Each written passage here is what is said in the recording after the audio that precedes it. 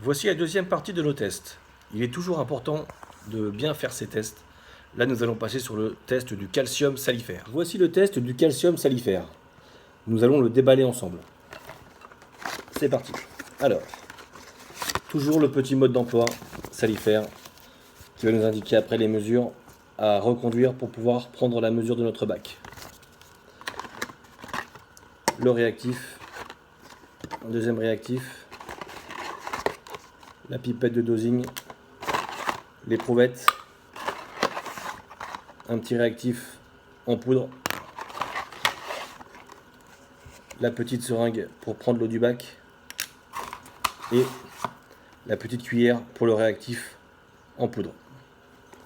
On va pouvoir commencer le test salifère calcium. A l'aide de la petite seringue, vous prenez 2 ml d'eau de votre bac, 2 ml, que vous versez dans la petite éprouvette dédiée à cet effet. Voilà. Après, deuxième étape, vous prenez le petit réactif en poudre, le CA1. Vous prenez la petite cuillère qui est fournie dans le test et vous prenez une cuillère à ras. Voilà, une cuillère à ras. D'accord? Que vous versez dans votre petite éprouvette. On referme, tac tac. Et là, on remue un petit peu. Donc là, on voit que le réactif passe à la couleur turquoise bleue. On remue un petit peu, une dizaine de secondes. Et après, nous passons au réactif calcium C2. Donc là, on remue toujours un petit peu et on doit mettre 8 gouttes de ce réactif dans l'éprouvette. 1, 2, 3, 4, 5, 6, 7, 8. On remue légèrement. Et là, on voit que le réactif fait passer l'eau au rose très prononcé. Voilà. Après, on prend la petite seringue, le réactif, le C3. Et là, sur le même principe que le KH et le magnésium, on va venir remplir la petite seringue jusqu'au moment où le réactif se remplit jusqu'au numéro 1.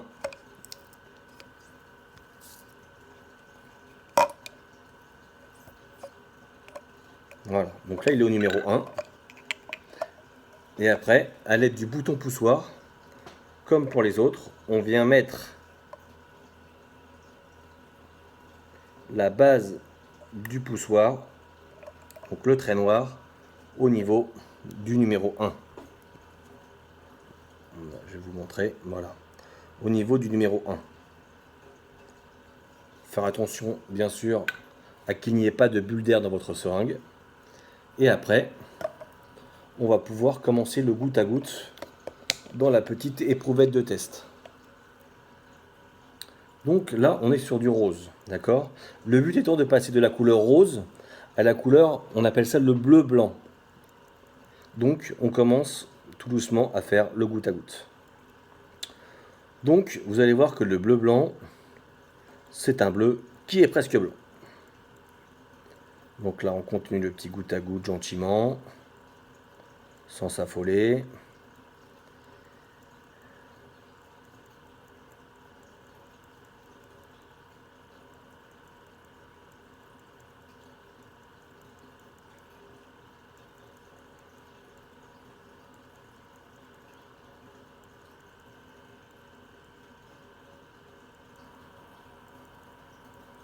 Voilà, on voit que ça commence à changer de couleur.